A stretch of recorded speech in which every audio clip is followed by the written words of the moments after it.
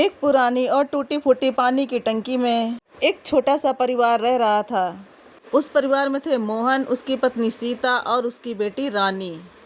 रामू दिन भर मजदूरी करता था, वो भी जब काम नहीं था। कई दिन ऐसे होते जब उसे कोई भी काम नहीं मिलता था और शाम को वो खाली जेब लेकर घर लौटता। सीता पुराने कपड़ों को सिल कर थोड़ा बहुत कमा लेती थी, पर ठंड के कारण सीता के हाथ अकड़ जाते थे। और रानी, वो तो एक नन्ही सी बच्ची थी, 7 साल की बच्ची, जो ठंड के कारण अपनी माँ की गोद में छिपी रहती। टंकी के घर में छोटा सा एक दरवाज़ा था, जिससे वो अंदर और बाहर आते थे। अंदर चारों तरफ सीलन थी, लेकिन वही टंकी उनका घर थी। और सर्दी में वो टंकी किसी बर्फीली गुफा से कम नहीं थी। रानी की तबीयत कई दिन से खराब चल रही थी। उसके होंठ नीले पड़ गए थे, हाथ पर बर्फ जैसे ठंडे। सीता ने पुरानी साड़ियों को सिलकर एक रजाई बना दी थी, पर वो भी इस ठंड के आगे बेअसर थी।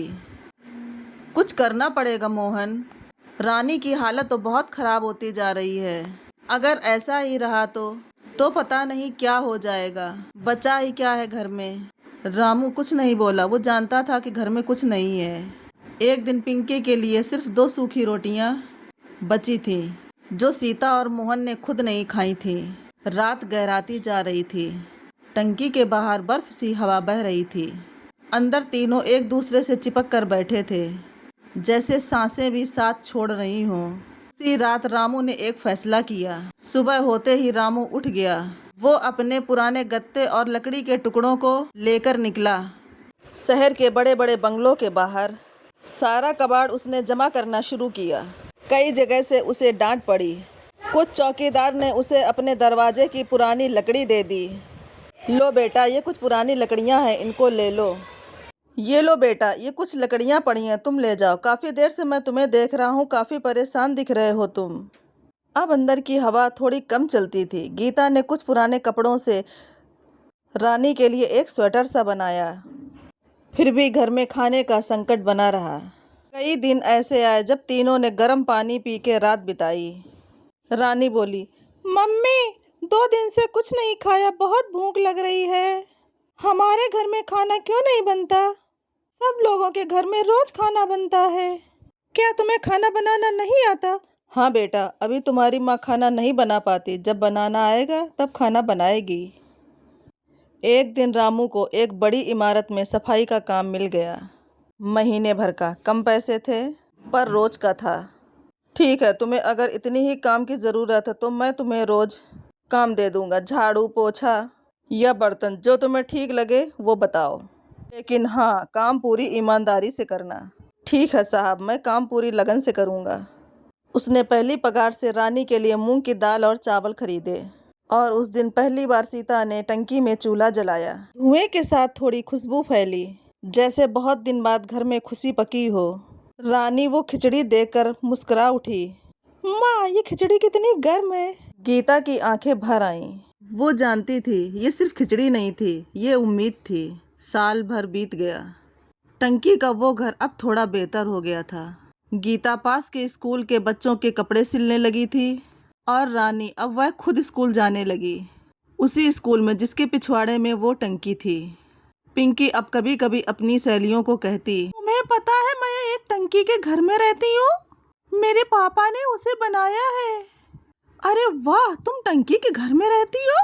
मुझे भी देखना है ऐसा घर जो टंकी से बना हो।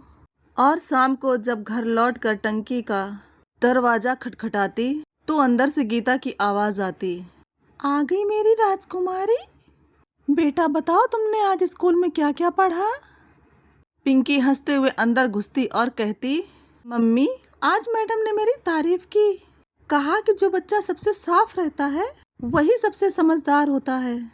मोहन बाहर से लकड़ी चुनकर लाता, गत्ता जोड़कर दीवारें मजबूत बनाता। हर शाम वो पिंकी को गोद में लेकर प्यार करता और कहता, देख पिंकी, ये टंकी तेरा महल है और तू इस घर की राजकुमारी है। पिंकी धीरे धीरे बड़ी हो रही थी और काम में अपनी माँ की सहायता करने लगी थी। देखा माँ, अब मुझे कितना सारा काम करना आ गया। जब मुझे सिलाई आ जाएगी तो मैं सिलाई करूँगी और तुम्हारे लिए एक सुंदर सी साड़ी बनाऊँगी। हाँ मेरी प्यारी बेटी।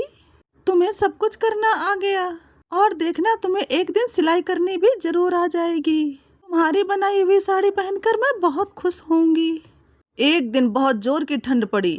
बाहर इतनी बर्फीली हवा थी कि पत्ते भी कांप रहे थे। टंकी का एक कोना टूट गया और बर्फीली हवा अंदर आने लगी। सीता ने रानी को तुरंत गोद लिया और उसे कपड़ों में लपेट लिया। मोहन टार्च लेके बाहर गया छत ठीक करने के लिए। उस रात इतनी ज्यादा ठंड थी कि हाथ काम नहीं कर रहे थे, लेकिन मोहन को याद था कि रानी ने सुबह क्या कहा था। पापा, जब आप मुस्कुराते हो तो मुझे ठंड नहीं लगती। रामू उसी मुस्कान के सहारे काम करता रहा। रानी अपने स्कूल की सबसे होशियार लड़की थी। एक दिन स्कूल में एक लेखन प्रतियोगिता हुई। मेरा घर कैसा है? बच्चों, आज आप सबको अपने घर के ऊपर कुछ लाइनें लिखनी है। आपको बताना है कि आपका घर कैसा है, आपके घर में कौन कौन रहता है, और आप सब घर वाले कैसे मिलजुल कर रहते हो। क्या आप सब एक साथ बैठकर खाना खाते हैं? रात को सब मिलकर बातें करते हैं, मम्मी पापा के साथ समय बिताते हैं। सब बच्चों ने सुंदर सुंदर घरों की बातें लिखी। किसी ने लिखा 2 मंजिला बंगला, किसी ने लिखा गार्डन वाला घर। मेरा घर बहुत बड़ा है, उसमें बहुत कमरे हैं और एक बड़ा सा बगीचा भी है। हमारे घर में एक बड़ी सी कार है। मेरे पास बहुत खिलौने हैं और मेरे पापा ऑफिस जाते हैं और मेरी मम्मी स्कूल छोड़ने आती है। हम सब रोज डाइनिंग टेबल पर बैठकर एक साथ खाना खाते हैं। रात को सब एक दूसरे से बातें करते हैं। लेकिन पिंकी ने लिखा, मेरा घर पानी की टंकी में है, वही जिसमें पहले पानी भरा जाता था, अब उसमें प्यार भरा जाता है। मेरे मम्मी पापा बहुत गरीब हैं, लेकिन वो मेरे लिए चांद तारे भी ला सकते हैं। टंकी में दीवारें नहीं बोलती हैं, लेकिन माँ की ममता उसमें गूंजती है। वो घर छोटा है, लेकिन उसमें हमारा संसार समाया है। जब स्कूल में रानी की कॉपी पढ़ी गई तो सबकी आंखों में आंसू थे। रानी, तुम्हारी बातें सुनकर मेरी आंखों में आंसू आ गए। मुझे नहीं पता था कि तुम ऐसे घर में रहती हो। वाकई तुम्हारे मम्मी पापा बहुत ही अच्छे इंसान हैं। पिंकी को पहला इनाम मिला। माँ पापा, जल्दी देखो, मुझे ट्रॉफी मिली। स्कूल में प्रतियोगिता हुई थी कि कौन अपने घर के बारे में सबसे अच्छी स्पीच लिखेगा। तो सब लोगों ने अपने अपने घर के बारे में बताया और फिर मैंने भी बताया कि हम सब कैसे टंकी से बने घर में रहते हैं। और स्कूल में सभी लोगों को मेरी स्पीच बहुत अच्छी लगी। ये सिर्फ मेरी नहीं, ये हम सबकी ट्रॉफी है। नहीं बेटा, ये सिर्फ ट्रॉफी तुम्हारी है, हम सबकी नहीं है। ये उस मेहनत का इनाम है जो तुमने बिना रुके बिना थके दिन रात मेहनत की है। ये उसी का इनाम है। हम तो बस तुम्हारे साथ थे, लेकिन ये मंजिल तुमने अकेले पाई है। टीचर ने तुम्हें सिर्फ नंबरों के लिए नहीं, तुम्हारे अच्छे दिल के लिए तुम्हें ये इनाम दिया है। जब कोई गरीब बच्चा भूखा दिखा, तुमने बिना रुके अपनी रोटी उसको दी। रानी बेटा, तुम सिर्फ पढ़ाई में नहीं, तुम इंसानियत में भी सबसे आगे हो। सीता ने रानी को गले से लगा लिया और मोहन की आंखें गीली थीं। वो सब उस टंकी में भी खुशी खुशी से रहते थे और आराम से अपने जीवन यापन कर रहे थे। धीरे धीरे मोहल्ले के कुछ लोग भी उन्हें जानने लगे। अरे, तुम वही हो ना जिसने ये टंकी वाला घर बनाया? मैंने तो केवल सुना था, पर यकीन नहीं हो रहा था। आज सामने देखकर समझ आया मुझे नहीं पता था कि टंकी के अंदर कोई इतना प्यारा और अच्छा घर बना सकता है। सच कहूँ तो पूरे गांव में तुम्हारी ही चर्चा हो रही है। हर कोई यही पूछ रहा है कि कौन है ये जिसने खाली सीमेंट की टंकी को जादुई घर बना दिया। ये घर सिर्फ रहने की जगह नहीं है, ये हिम्मत की मिसाल है। और आज मैं खुद अपनी आंखों से देखकर कह सकता हूँ, तुम वही हो जिसके बारे में पूरा गांव बात करता है। और इसका घर को देखकर मैं गर्व से कह सकता हूँ, हाँ, मैंने उस इंसान को देखा है। हाँ भाई, मैं ही वो हूँ जो इस टंकी को अपना घर कहता हूँ। कभी सोचा भी नहीं था कि लोग इस घर को देखने आएंगे। बस जरूरत थी, मजबूरी थी और सपना था कि किसी तरह अपनी एक छत हो। टंकी खाली पड़ी थी तो सोचा क्यों ना इसे ही घर बना लूं। धीरे धीरे इसे अपने हाथों से सजाया और आज जो भी है ये मेरी मेहनत की पहचान है। तुम आए, ये मेरे लिए बहुत बड़ी बात है भाई। एक दिन एक एनजीओ की महिला ने रानी को टंकी के बाहर पढ़ाई करते हुए देखा और स्कूल की फीस माफ़ करवा दी। बेटा, तुम यहाँ अकेले बैठकर क्या पढ़ रही हो? इतनी ठंडी में भी तुम इतनी लगन से पढ़ रही हो। तुम्हारा नाम क्या है बेटा? और तुम्हारा घर कहाँ है बेटा? तुम यहाँ चुपचाप बिना किसी शोर के यहाँ पढ़ती दिखी तो दिल भर आया। ऐसा लग रहा है जैसे मेरी अपनी बेटी यहाँ बैठी हो।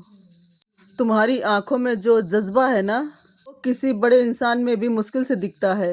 आंटी जी, मैं कल के पेपर की तैयारी कर रही हूँ।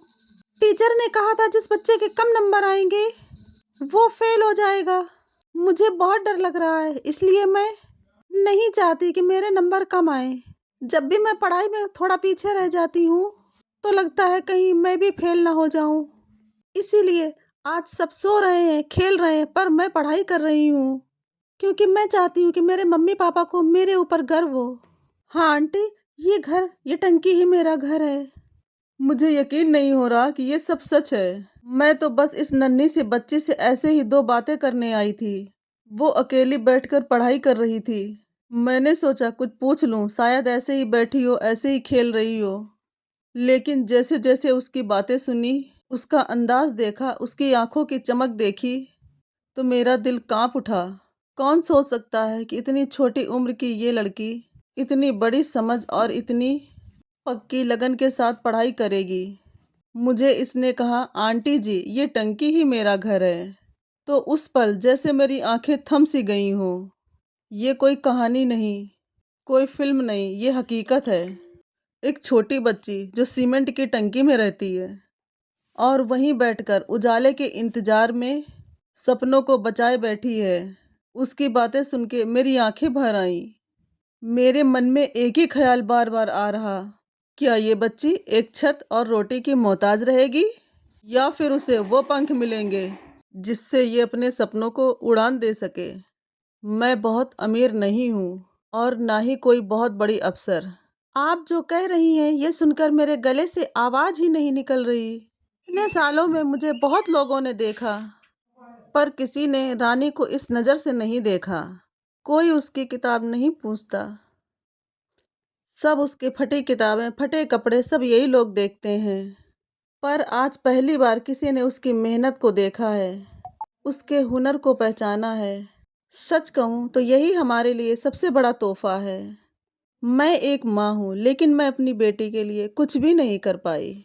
ना अच्छा खाना दे पाई, ना अच्छे कपड़े दे पाई, ना ढंग की चप्पल दे पाई। और जब ये पढ़ना चाहती थी तो हम डर गए थे कि हम इसको कैसे पढ़ाएंगे। स्कूल की फीस, कॉपी किताबें, ये सब हमारे बस का नहीं था। लेकिन फिर भी इसने हार नहीं मानी। अंधेरे में बैठी रही, पानी की टंकी के कोने में अपना नाम लिख लिख कर पढ़ती रही। जब आज आपने इसका नाम लिया तो ऐसा लगा कि मेरी बेटी सच में कोई है। आज मोहन जब घर वापस लौटा तो उसके हाथ में एक हीटर था। किसी ने कबाड़ में फेंका था, लेकिन काम कर रहा था। अरे मोहन, ये तुम क्या उठा कर ले आए? ये तो कोई अजीब सी चीज लग रही है। ना आकार का कुछ ठीक है, ना इसका रंग ठीक लग रहा है। सच कहूँ तो पहली नज़र में ही मुझे कुछ अटपटा लगा। मुझे तो समझ नहीं आ रहा तुम इसे किस काम के लिए ले आए हो।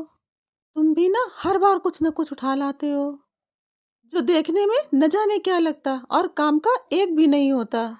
अरे ये कोई बेकार की चीज नहीं, बल्कि ये तो एक हीटर है। मुझे कबाड़ में पड़ा मिला था तो सोचा जरा चलाकर देखूं, और जब चलाया तो ये बिल्कुल सही से काम कर रहा था। तब मन में आया कि इसे घर ले आऊं। कम से कम इस कड़ाके की ठंड में हमें थोड़ी राहत तो मिलेगी।